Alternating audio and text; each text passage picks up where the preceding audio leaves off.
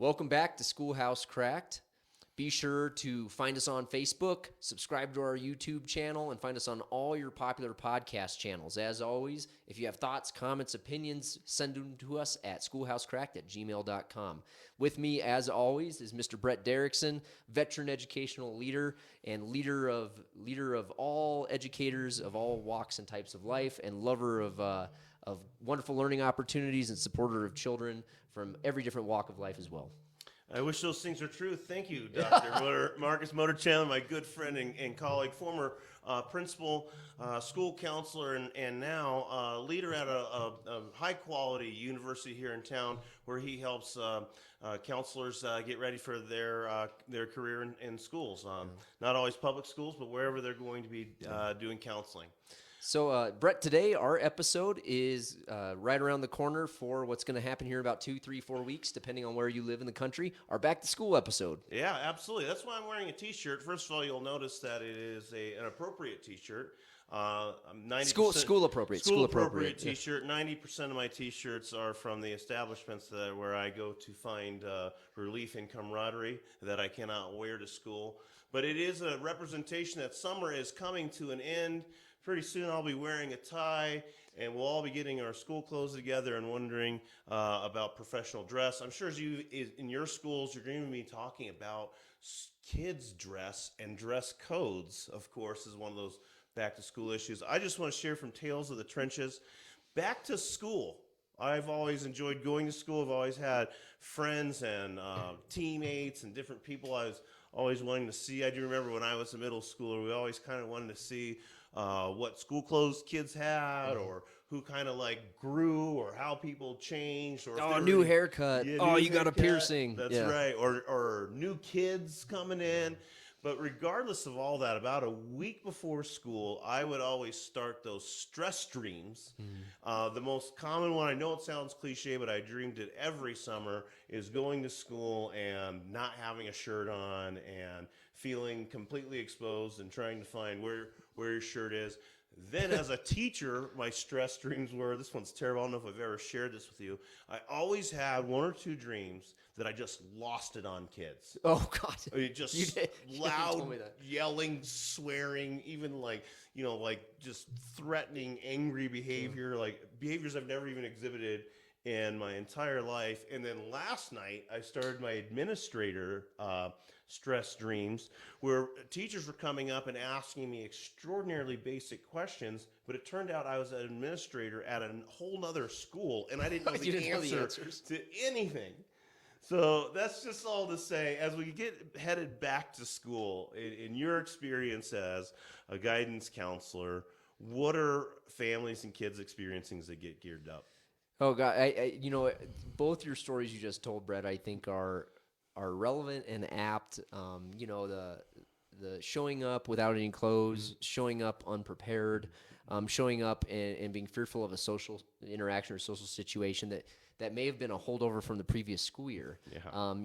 I know many students that I've worked with over the years maybe have had a falling out with a friend in May, and it's been hanging over their head all summer, and they're going to see that person for the first time in August. Or on the off chance, in May, there was maybe some flirtations between a potentially romantic couple that have simmered all summer, and they both have been excited to see each other in August. Yeah, or one got too excited and started seeing somebody else over summer. That conflict comes in school. Which causes far more problems and is usually on social media. Yeah. But even for teachers, I can think of some teachers who may have had a final evaluation that didn't sit well, and they're nervous or maybe self-doubting coming into a school year, or maybe had an absolutely amazing year, but over the course of a 10-year career, they thought that was the best year they've had, and are nervous about, am I going to have another one like that, which would be awesome, or maybe I'm not. Yeah. Or teaching new subjects, teaching a new grade level, a new course, a new grade level, or maybe you have a new colleague in a department that you're supporting, and are we going to get along? So it is 100% common and normal for everybody that's going back to school. Parents, you're obviously not going back to school, but you're sending your children to school, children being anxious and nervous, teachers being anxious and nervous, administrators being anxious and nervous. And it's funny you told me this. I didn't know the story about you having the terror dreams about losing it on kids. Meltdown. I'm teaching graduate level students, and I still have those Sunday scaries where before my first class for that session, I wake up from in a cold sweat, like, oh, my lesson plan's not finalized, or my syllabus isn't going to make any sense, or the textbook is actually 2 editions old, and it's all nonsense, right? But it's all from a good place because we want to present and come to school as our best selves, whether it's children, teachers, administrators. Yeah, one of the things you were sharing with me as we were getting prepared that really resonates with me personally as an educator is that we all have different thoughts about school, especially that child perspective. My good friend and our principal, your former boss, is someone who really emphasizes to our staff that this might be the safest emotional place for their kids. Yeah, absolutely. But though I think that's the perspective that our staff should take, that we're bringing them into our school, and it's that learning is important, but also making sure that they feel welcomed and comfortable and cared for and visible and valued. What are the various perspectives, though? What is the range of feelings of a kid going to school? I can't say this clinically or statistically, but just from observation and experience as an educator, counselor, administrator, it kind of falls into 2 categories. And the first category is, I would say, kids who are excited to come back because they love school, or kids who are excited to come back because maybe their home environment isn't the greatest and school's a safe place for them. On the other end of the spectrum, you have kids that don't want to come back to school. And those are kids who don't want to come back to school maybe because they don't feel like they're a great student and they don't have that academic confidence. Or you're having students who don't want to come to school because they don't feel it's a safe place and home is safer for them as well. So I would categorize them as students who are excited and students who are not excited, with those 2 caveats. Yeah. Can I just let me throw that parent one at you for a sec? This is something I've experienced more recently. As I've mentioned before, I have 2 students that are in high school and 1 student that's going into the 8th grade. But I experienced anxiety at the different levels of education. Not much anxiety for my kids in elementary school. I love how elementary schools are set up. I think if I had to pick one of the models, that would be the one I would go with, because even though you might not have a great homeroom teacher or grade level teacher, it's usually a caring person, and it's one person to communicate with, one person to build relationships with. Yeah, and they have specials in other areas of interest. But just the experiences all 3 of my children had were with safe and caring adults. When we went into those other levels, when you get into secondary schools and you have 6, 7 classes, that was intimidating for me as a parent academically when my kids went to middle school. And now that teacher who used to check my son's backpack, when for his own assignments that he did, now there's 7 teachers, and he's supposed to grow up somehow have grown up between 5th and 6th grade miraculously. That summer between 5th and 6th grade is actually where all growing occurs. They actually become full adults. No, it is over that summer break. It's extremely stressful from the parent point of view that they're going to be carrying a lot more books, a lot more subjects, maybe a locker, so on and so forth. But then in high school, my kids were going into high school, and this is just our family dynamic. And me being a career high school teacher, I was scared of high school kids for my kids. Just knowing that juniors and seniors are young, extraordinarily vibrant, extraordinarily exploratory, extraordinarily rebellious role models.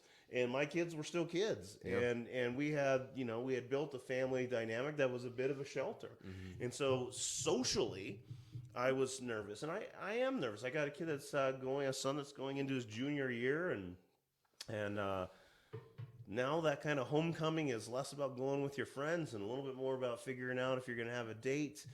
And there's a lot of now, and is the dress and the suit going to match? And is there a corsage? Right, and even now varsity versus junior varsity sports, and I'm wondering how they're going to handle disappointments, how they're going to handle relationships. There's so many of those, as you know, like rites of passage that occur in high school. And so as a parent, I'm anxious for my kids.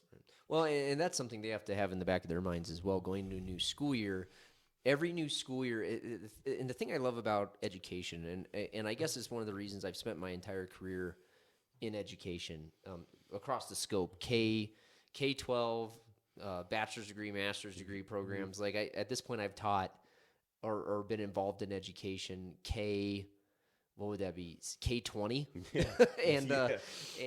and the thing I love about it is every new term, every new school year is a wide open opportunity. And so I'm sure your son is coming to the school year thinking to himself, like, this is an opportunity for something new, for something different, for me to grow, for me to evolve, for me to accomplish some of my goals. And each new school year is kind of a reset in that regard.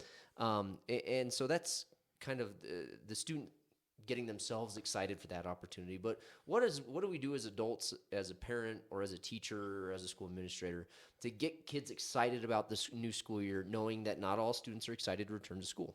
Well, if you don't mind, I'm just going to invert the answer to that question. I'm going to start with here's the don'ts. Okay, very all right. Okay. Don't give them a syllabus and have their parents sign it and bring it back the next day. Worth 50 points is the first assignment. Worth any amount of points. No, I'll say that. I'm just going to interject my opinion. The syllabus, even in high school, for even a rigorous course such as advanced placement or international baccalaureate or college credit, they're never going to look at it again. Yeah, and it's a second or third day event anyways. Do something that either builds rapport in the classroom or builds interest in the subject area. If you can't get past that, then do what is the most exciting, most thought-provoking, most interesting thing that you're going to expose kids to learning in your course, and let them experience a taste of it right away. That is going to allow the students to understand that this is a place of learning. And so when they go into those courses and the rigor hits, and you do have to buckle down and study and recall and apply and examine and produce products that show your understanding, you've been primed for at least the idea that we're here to learn. Yeah. So make sure that your learning environment is one that at least speaks to your passions as an educator. Your syllabus, it's still going to be there. It's still going to be there. Yeah, absolutely. I'd also say don't tell them to be afraid. One of the things this is a hard class. It is challenging. Most of you will not get A's. Yes, I'm just gonna say that out there, teachers. There's so many of us that have made this mistake, but don't jump up on the highest part of your perch, and make sure the students know you're the smartest person and you're the toughest grader, and this is the hardest class. My hope is that the adult would be the smartest person in the room in a group of 14-year-olds. Absolutely. But you never know. But the point is I don't think it needs to be proven. Even if all those things are true, allow them to discover those things through your structure, your accountability, your support for their learning, and the meaningfulness of your learning. But that approach that you're not going to get to go to 11th grade if you don't pass 10th grade English class, that might be true. Who's that for? Who does that help? Well, it's super funny you said this, because I was guilty of this just the other day, actually. One of the classes I teach is a graduate capstone research class, which is essentially the culmination of a thesis project. And it's an abbreviated course where I help the students basically formalize their methodology, go through their institutional review board for human subjects research approval. But the intent being, after we get through that, it's self-paced. The students are writing and they're collecting their data, analyzing it, and then I'm giving feedback, maybe every month or two, right? But the course, approximately half of the students institutionally don't finish it within the time of the course, because the course is an in-progress class. And so the worst part of me came out, and I constantly was reminding them, my intent was good. Keep in mind that at least half of you will not finish by the end of this course, because the course is built for you to finish it over the next school year. And the way that landed with my students is that half of you will fail. And so I had to circle back with my students. I was like, I'm sorry, that's not the case. I'm just telling you that it is not my expectation that you're done in this time period, because you're going to stress yourself out into exhaustion. And I don't have that high bar for you. It's very reasonable, but it did not come across that way. So I was guilty of that exact scenario. But going back to a don't, I want to introduce a don't myself. Don't underestimate the power of starting with the relationship and the rapport building. Skipping straight into your content uh, and missing that opportunity is going to cause harm later on. By building that rapport and starting off with relationships, it's going to pay dividends later in the school year. You won't even know it until it's October. I agree with you so much that I'm going to push back on you a little bit. It's one of my least favorite things is for educators like ourselves, school leaders, district leaders, other experts to say, build rapport with students, build relationships. But what does that mean? What does that mean? Yeah. What does that look like? I mean, you've evaluated. This is something I've seen you do well across the board with kids and with adults. What are the ways? That we can build rapport in our classrooms. Sure. So I want to circle back a little bit in that when we came into the world of education, there was a period of time where the, quote, pendulum was swinging, where bell-to-bell instruction was the mandate. Yeah. And instruction on day one was the mandate. And I think at this point, we've learned that that's not necessary. Like, you can lose 50 minutes of instruction on Mesopotamia and be just fine.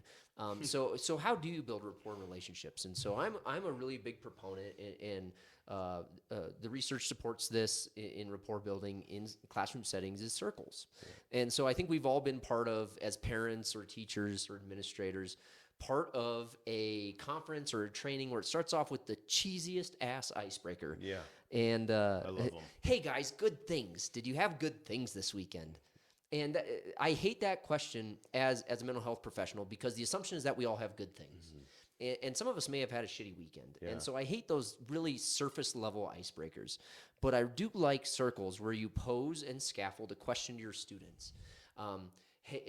Again, the assumption, we don't want to ask these questions when we come back to school, is tell us about your summer. What did you do during the summer? Yeah. Because that's an assumption that every kid had an opportunity to do something cool. Some of our students may not have had an opportunity to do something cool or fun or travel. But what is one thing you're looking forward to for the school year? Or what was a TV show or a movie or something you saw on social media that made you laugh? Or if you could be a superhero, what superpower would you have and why? Yeah. And starting off with some of those easy questions, build some rapport, and going around the circle and let everybody sharing out, not making it mandatory, but then over time using that same strategy over the course of the school year to introduce some more meaningful, genuine, authentic questions. Who is somebody in your life that you look up to? Things like that. And so starting there, one, that's rapport building with the teacher and the student. And then two, that's relationship building between peers, between the students. Because when you inevitably ask them to do a group project, if they don't respect, trust, and care for their colleagues, their peers, that group project is going to be even more challenging. And I talked about it in the last episode, right? So I would say one of the things that I absolutely love is connection circles. Yeah, absolutely. Connection circles. And again, just to go back to what we said the last episode, the more you know. Even if a student says, I don't want to talk about that, or they pass, or they don't want to, they say my summer sucked, or it was boring, or I slept the whole time. Now you know. Now you know you've got to dig deeper with that one about what their interests are. It's a point of entry for that student. Yeah. And when you follow up as an educator with that student, they know it's from a point of concern, caring, and interest. Yeah, absolutely. I would also say in regard to rapport building, I like it, and you know this about me instructionally, I like to do writing to thinking. Even if you take even that same connection circle, allowing them to write it down. I used to do name tags with the manila folder, and they fold it up. We divided it into 6, and so that they knew that they were going to do 6 quick writes on personal things that we would then share out in a connection circle style. And if they don't share them out, they do write them out. And if they do write it out and don't share it out, I can then grab that name tag when they hand it in, and I could write back, really cool, I love sleep too. Or I wish I was sleeping right now. Or sometimes I make myself sleep when I talk. Anything that just creates early on, hey, I'm a two-way person. A connection, and a perceived ally. Yeah, absolutely. So then I would ask you the same question, and this is something I in working with parents, we know that we're not under, as educators, the false assumption that every kid's excited to return to school. Many students are not excited to return to school in the scenarios I gave you. As a parent, when you're sitting at home, how do you respond to the student, and how do you encourage the student who is excited to return to school, and how do you support and encourage the student who isn't excited to return Yeah, to school? yeah, and that's a tough question. You kind of mentioned it earlier too. I hope that my responses aren't to upper middle class. But there's a few things that we do in the home, and if you don't have these resources, um, I hope that your school district does, and I hope that you're not afraid to. But the number one thing is make sure that they have what they need for school. That is quite difficult. It sounds like such a minor thing, but what are school supplies? Things have changed so often, And but admittedly, some of those school supply lists are absurd. they are Yeah. they are. But do and do make sure that more than Sunday night before the first day of Monday, that your kids know they have what they need for school. That's going to reduce anxiety. The night before, or the 2 nights before, or the week before. It's also going to reduce anxiety when they walk in.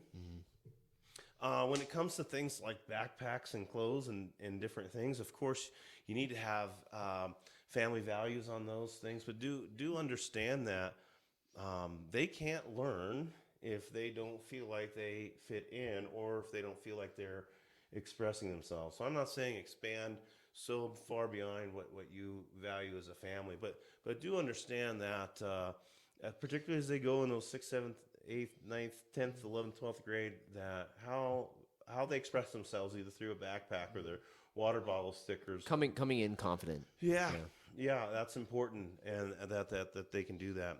I would also say a few things are really important. Whatever the habits are, like right now, it's July 12th.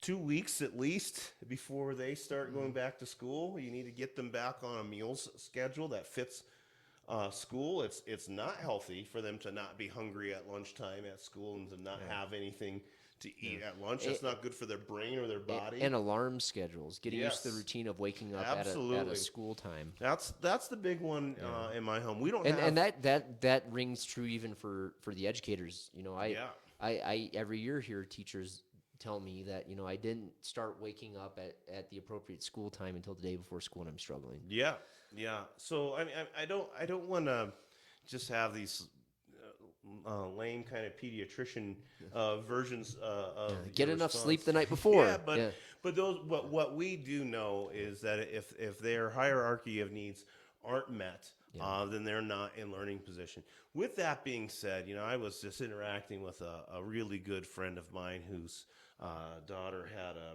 traumatic brain injury when she was very young.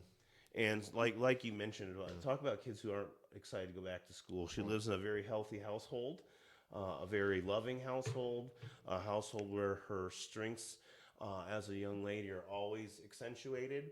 But the place where her strengths suffer the most is at school. And he's contacting me, and it's July, and he's worried about school.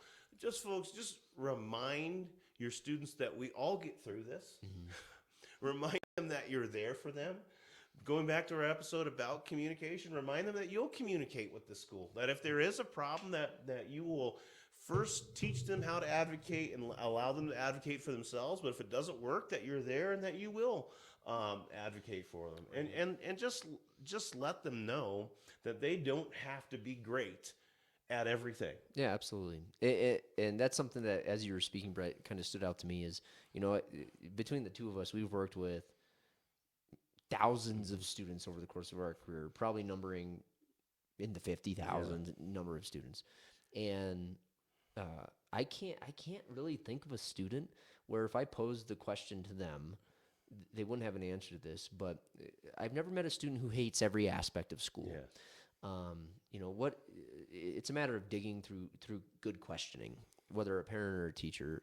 And so, parents, if you're asking this question, your student's not excited to return to school, you know, it's absolutely appropriate and normal to reach out to the school's mental health provider, whether that's a school counselor or if your student's working with a school psychologist or social worker, other mental health provider. Absolutely normal, but it does take some digging sometimes, but inevitably the kid who tells me they hate school with a passion and they'd like to see it burn down, and admittedly there's been days I've been working at a school where I'd agree with that statement, but digging through questioning, and ultimately you'll arrive to something. Yeah. Like they've connected with at least one adult in the school, and they're looking forward to their opportunity to go to wood shop and spend time with Mr. T. Mm-hmm.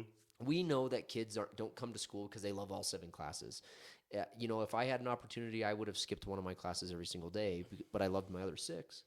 And so really digging deep and helping that student identify and lean into that one even tiny aspect of school they love. Yeah, Marcus, I'll even tell you this, and I don't know that I shared this with you, but going back to our last episode about the difficulties of COVID, my son, my oldest son, is an introvert. He has a few close friends. Yeah. He does not get excited to walk into a room and see everybody else's different outfits and different things. He gets terrified. And will he share in connection circles? Yes, but the idea of being circled up and face to face with his peers, and I'm happy for his school to put him in those difficult situations. And he'll do fine, but I know inside his heart It's going to feel scratchy. Yeah, but the point is that I asked the school to switch his schedule so he could have a class with a friend. I never thought I was going to say that. But the point is that he's an advanced French student, and then he had study hall. Well, his buddy had French during study hall, the same level of French. It's an easy fix. And, Yeah, I'm like, and will it allow him to achieve a different level of academic success with a perception of peer support, peer connection? Yes. Absolutely. We Yes. we know that to be true. Yeah. So find those things that are unique to your kid that you can ask the school of. If the school says, "Oh, we have a policy against that," or if we can't do that, and it makes sense to you, and you, that's fine. But don't be afraid to ask. And going back to what you were saying, don't be afraid to call the school ahead of time and tell them what you guys have gone through.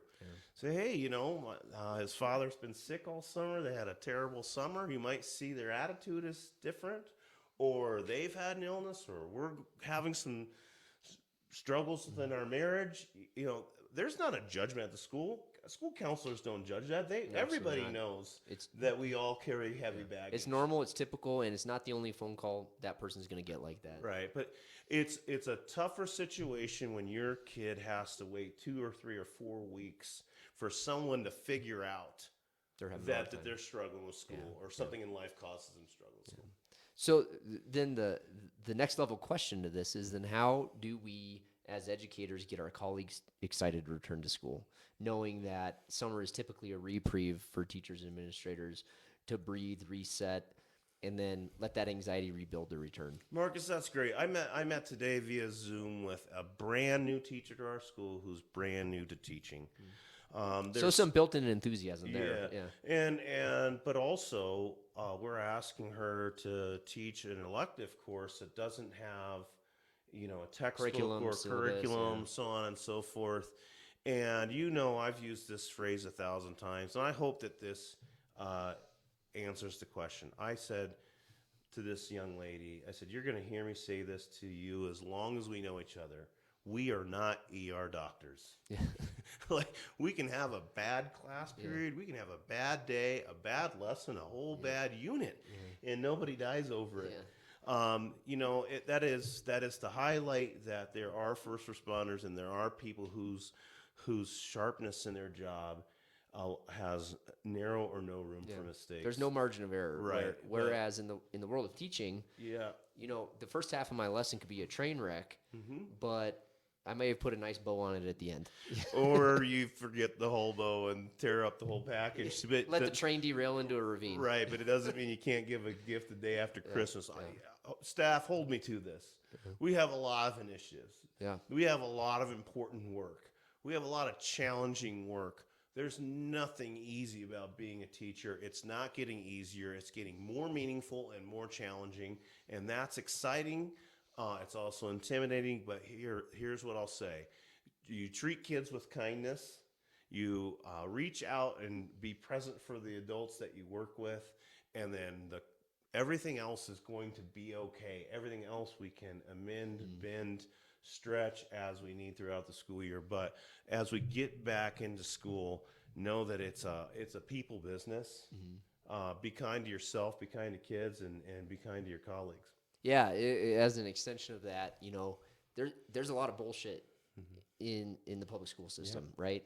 And I don't say that to pass judgment on any one thing, but that there's so much stuff, right? And it's very easy to get wrapped up in that stuff very quickly and begin to overthink and overanalyze and overprocess and dwell on the negative and I need to do this and I need to do that we lose sight of the fact that you just need to have fun. Yeah. And so when you start to suppress that those emotions of just like push the shit down, I'm just going to deal with it, I'm just going to grind, that also suppresses your ability to experience the positive emotions, to have joy and have fun and laugh with your colleagues.